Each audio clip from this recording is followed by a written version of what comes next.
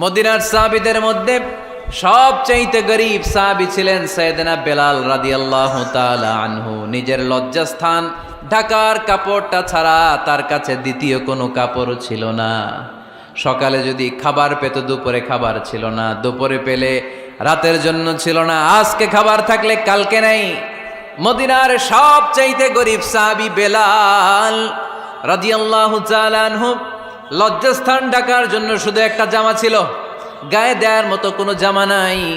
এই সাহাবীর মতো গরীব কোনো সাহাবী মদিনার জমিনে নাই। এই বেলাল রাদিয়াল্লাহু তাআলা আনহুকে বিশ্বনবী ডেকে বললেন, ইয়া বেলাল আনফিক ইয়া বেলাল লা তাখশা মিন যিল আরশি ইকলালা। ও বেলাল, আল্লাহর রাস্তায় দান করো, কারণ আমার আল্লাহর ধনভাণ্ডারের কমতি নাই। সাইয়েদনা বেলাল রাদিয়াল্লাহু তাআলা আনহু সবচেয়ে গরীব। শুনতেছেন? বুঝতেছেন? সবচেয়ে গরীব। ডাউন পার্টটা ঢাকার মতো একটা গার্মেন্ট ছিল, একটা কাপড়, এটা পেঁচায় আসতো, নামাজ পড়তো।